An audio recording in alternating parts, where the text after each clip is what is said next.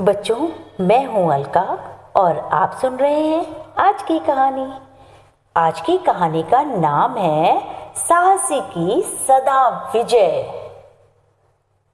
एक बकरी थी, उसका एक मेमना था। दोनों जंगल में घास चर रहे थे। चरते चरते बकरी को प्यास लगी, मेमने को भी प्यास लगी। बकरी बोली, चलो पानी पी आएं। मेमने ने भी कहा, हाँ माँ, मुझे भी बहुत प्यास लगी है, चलो पानी पी आएं। पानी पीने के लिए बकरी नदी की ओर चल दी। मेमना भी अपनी माँ के पीछे पीछे पानी पीने के लिए नदी की ओर चल पड़ा। दोनों बोलते बतियाते हंसते गाते टबक टबक टबक टबक चल दिए। बातों बातों में बकरी ने मेमने को बताया, साहस से काम लो तो संकट टल जाता है। धैर्य यदि बना रहे तो विपत्ति से बचाव का रास्ता भी निकल आता है।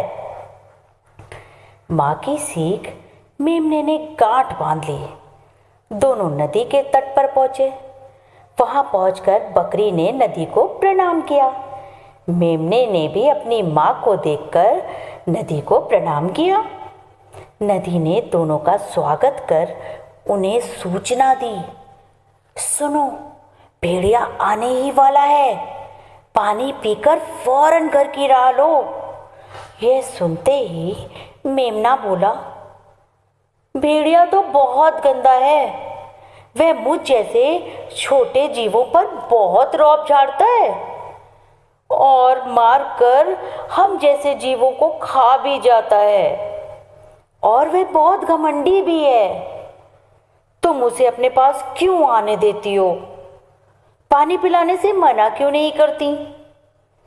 मेमने ने जब ऐसा नदी से बोला तो नदी मुस्कुराई और बोली, मैं जानती हूँ कि भेड़िया बहुत गंदा है और अपने से छोटे जीवों को सताने में उसको बहुत मजा आता है, और मुझे उसकी यह आदत बिल्कुल भी पसंद नहीं है। पर क्या करूं? वह जब भी मेरे पास आता है तो बहुत प्यासा होता है।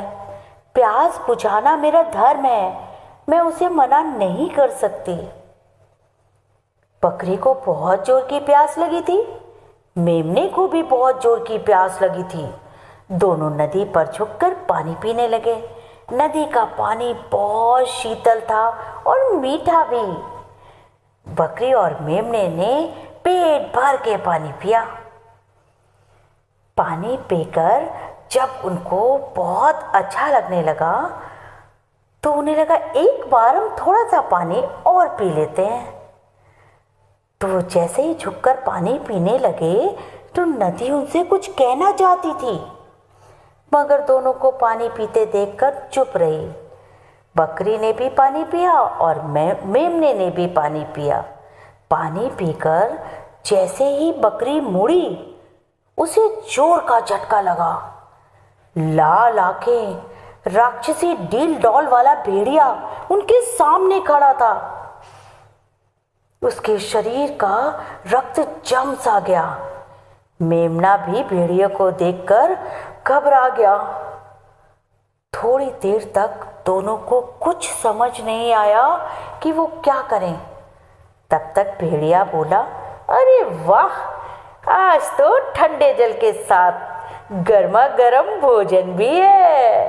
अच्छा हुआ जो तुम दोनों यहाँ मिल गए, बड़ी जोर की भूख लगी थी। अब मैं तुम्हें खाकर पहले फिर अपनी भूख मिटाऊंगा और उसके बाद पानी पीऊंगा। तब तक बकरी संभल चुकी थी और मेमना भी संभल चुका था। यह सुनते ही मेमना बोला, छी छी, कितने गंदे हो तुम, मुंह पर मक्खियां भिनभिना रही हैं, लगता है महीनों से मुंह नहीं धोया है तुमने। भेड़िया सकपकाया और इधर उधर झांकने लगा। तब तक बकरी बोली, जाने दे बेटा, ये ठहरे जंगल के मंत्री, बड़ों की बड़ी बातें, हम इन्हें कैसे समझा सकते हैं। हो सकता है भेड़िया दादा ने मुंह ना धोने के लिए कसम ले रखी हो। क्या बोलती हो तुम? थोड़ी देर पहले ही तो मैंने रेत से रगड़कर अपना मुंह साफ किया है, भेड़िया गुर्राया। झूठे कहीं के, मुंह धोया होता तो क्या ऐसे ही दिखते? तनिक नदी में झांक कर तो देखो, असलियत तुम्हें खुद ही मालूम पड़ जाएगी।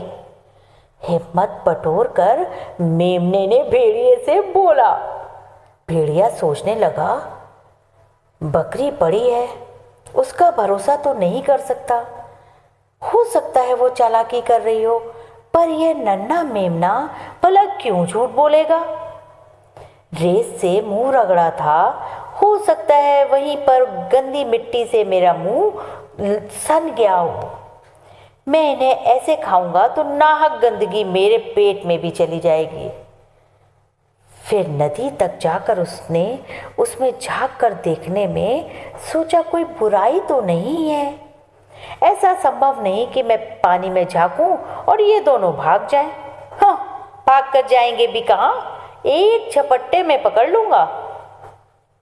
देखो, भेड़िया बोला, मैं मुंह धोने जा रहा हूं, भागने की कोशिश मत करना, वरना बुरी मौत मारूंगा। भेड़िए ने धमकी दी। बकरी हाथ जोड़कर कहने लगी, हमारा तो जन्म ही आप जैसों की भूख मिटाने के लिए हुआ है। हमारा शरीर जंगल के मंत्री की भूख मिटाने के काम आए। हमारे लिए इससे ज्यादा बड़ी बात और क्या हो सकती है? आप तसल्ली से मुंह धो लें। यहाँ से 20 कदम आगे नदी का पानी बिल्कुल साफ है, वहां जाकर मुंह धोएं। विश्वास ना हो तो मैं भी साथ में चलती हूँ। यह सुनकर भेड़ियों को भरोसा हो गया। उसे बकरी की बात बहुत अच्छी लगी। वह उस ओर बढ़ा जिधर बकरी ने इशारा किया था। वहां पर पानी काफी गहरा था और किनारे चिकने थे। जैसे ही भेड़िए ने अपना चेहरा देखने के लिए नदी में झांका, पीछे से बकरी ने पूरी ताकत लगाकर जोर का धक्का दिया। भेड़िया उसमें अपने भारी भरकम शरीर के साथ संभल ही नहीं पाया और धप से नदी में जा गिरा। उसके गिरते ही बकरी ने वापस जंगल की दिशा में दौड़ना शुरू कर दिया। उसके पीछे पीछे मेमना भी था। दोनों नदी से काफी दूर निकल आए और सुरक्षित स्थान पर पहुंचकर बकरी थोड़ा सा रुकी। मेमना भी रुक गया। बकरी ने लाड़ से मेमने को देखा। मेमने ने भी विजेता की तरह घमंड के साथ अपनी मां की आंखों में झांका। दोनों के चेहरों से आत्मविश्वास झलक रहा था। बकरी बोली, कुछ समझे? हाँ समझा। क्या? साहस से काम लो तो खतरा टल जाता है, और यदि धैर्य बना रहे तो विपत्ति से बचने का रास्ता निकल ही आता है। शाबाश, बकरी बोली और इसी के साथ वह हंसने लगी। मां के साथ साथ मेमना भी हंसने लगा। शुभ रात्रि।